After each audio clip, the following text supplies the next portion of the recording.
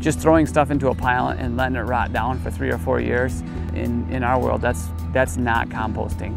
Composting to us is something that is made with a consistent recipe, that has the right amount of carbon, nitrogen, oxygen, and moisture, and then managed right every day. Just like when you do anything, if it's not managed right, it won't be right at the end. So that's something we really pride ourselves on, making sure that these things, these windrows, and then dairy do is the best we know how.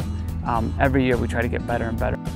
So it takes roughly about 3 months to go from raw manure into a completed thermophilic compost, which we call dairy do. This is a windrow of dairy do. This windrow is built with a recipe. Dairy do is dairy manure, sawdust, there's some carbon things in there that we put in there, and it's a recipe that stays the same. So it's kind of like making a cake. We kind of want the ingredients all the same all the time, so we have a consistent recipe.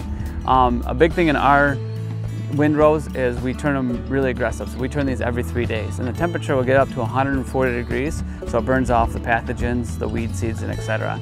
So we don't put anything in there to make that 140 happen. It's just the biology working in there, and then the fungal working in there, and everything's working together. So it breaks it down from a really big windrow into, about a 40% reduction. So it basically concentrates that manure, but you don't have the weed seeds, you get the biology and no pathogens.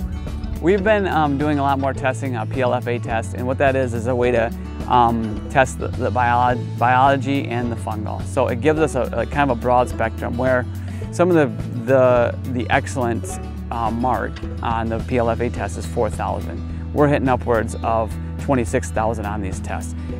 So this is really exciting for us because now we can track and do things with these windrows to try to help create more biology, create more fungal, how to tweak these windrows if we want a more fungal-based dairy do opposed to a biological-based dairy do. So it's really exciting that these numbers that we're experiencing are just, it's hard to wrap our head around it, opposed to trying to sell maybe 1 or 2 strands of biological. This is stuff that we don't even have names for some of these yet, and it's very, very exciting to watch and to help create this, this massive biomass of biology that we can put on our fields and to really help get the engine started in our soil. So once a farmer gets started with us, if they call in, we talk to them about kind of what their soil looks like, and then also how to take that next step on getting a soil sample if they don't have one already. It's really important for us to start with a soil sample because it's our livelihood of the basis of where our farm is going to maximize or where it's weakened. So what we want to do is look at that soil sample, add in the different nutrients that it needs. So we can put 2 pounds of boron in there, 5 pounds of zinc. If there's different trace minerals that their soils are weak of, we can use a chicken manure for nitrogen, phosphorus, and calcium. If they want other products in there, we can mix those in there according to what that soil sample is short of.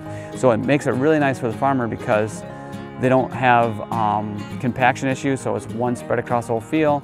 Also, every farmer I talk to, obviously they don't have enough labor. You're always short on labor, so finding guys to spread multiple different products across the field, it's all in one, so it's a one-pass deal. Put it all in the mix that is, that we're creating here that's fitting your farm. So behind me is chicken manure. The chicken barns keep improving the chicken manure. They dry it. The reason why we use chicken manure is for nitrogen, phosphorus, and calcium. A lot of people get a lot of calcium from gypsum, but they forget how much calcium that guys will put in the feed for the birds, and that doesn't all obviously stay in the birds. It passes through, and we'll capture that phosphorus on the other end. So as our crops continues to get depleted in our soils, we want to continue to add that calcium, that nitrogen, and phosphorus into the soils. So the other inputs that we have that's very popular right now for farmers, gypsum, obviously, with the sulfur that you get out of that and the calcium. We also have dairy do, that's kind of the heartbeat, the biological. There's a lot of biologicals on the market, but it's really hard to beat a good thermophilic compost. And that's really where dairy do comes in. Kind of makes the engine work. It's kind of the heartbeat of all these blends, to start with that and then build from the outside of that. So there's other products from the organic side, like Tennessee brown rock, chloriophos if you need some phosphorus. Obviously there's organic potash, and then if you're conventional, there's some muriate of potash. We also mix a lot of that in. with farmers if they need those ingredients for their soils. So, over the years of doing this, the past couple decades of doing this, there's a couple standard blends that we have. So, if you're kind of not so sure what you need, our agronomists will help dial that into maybe some tailor-made blends that, we think that might help you. Or you can go into this soil sample site and wait for that to come back, and then we can diagnose that and make a mix for you. So some of our standard blends are the layer ash blend, with gypsum, also the K2 blend, which is a chicken manure, gypsum, dairy dew, and then the gypsum plus, which is gypsum, dairy dew, and layer manure. They're kind of all in different ratios, depends on which crop you're growing, and what soil you're looking to work with. So this is Liquid Barn. A few years back, with the industry, we're looking at how to add carbons into soil. Obviously with the dairy dew and the blends, then we looked at liquid carbons. So this is humates from North Dakota. It's lenidite ore. It lays right above the coal layer. And what we do is we take the brown coal and we extract it from a solid carbon into a liquid carbon. So after we do it into the two different liquid carbons, we can make a humic acid and a fulvic acid. With carbons, it's important to hit up from all angles, from doing the soil side to cover crops to liquid carbons. They kind of all play well together, and it's like adding 1 + 1 + 1 equaling 4. We're finding more and more things on fulvic and humic acid every day. It's a product that's been around for a while, but ease and convenient use of not plug-in sprayers is super important to us. Yes, we started the worm barn because the potting soils that we started years ago really needed a really high fungal worm casting. And what we found out is a lot of people in the industry were growing worms but not focusing on the castings. And it's just like in the dairy dew. We have a consistent recipe for the dairy dew that we reduplicate all the time. Same thing as the worms. So we have a consistent bedding and we have a consistent food that goes in there, because as people know, what you put in is what you get out. So as long as we're loading the front with minerals, letting the worms do what they do, process it, and then harvest them at the consistent date all the time, we have a consistent product called the worm dew. And that product, after the worms go through it, they digest all the food, they digest all the bedding, create more. We'll run them through this screen plant here. And it's a worm harvester. The first two screens will let the castings fall through. The third screen will let the eggs fall through, and then at the end, the worms will come out.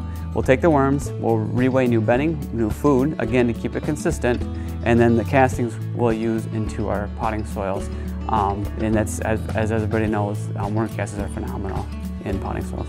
So the worm castings and what we're creating here with a consistent level, the greenhouses, finding out about this and having the consistent product that helps feed that plant throughout the growing season is super important, because choosing the right potting soil medium for these large greenhouses is kind of their livelihood. That really is where it starts with putting these seeds or these transplants in.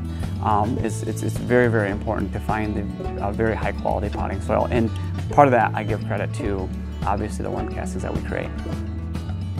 The new granulated organic product is very exciting to our family. And that's when my little brother, he come back to the family farm, and he has taken that over. It's also really nice to have somebody that can control that, understand how to make them, have consistent product.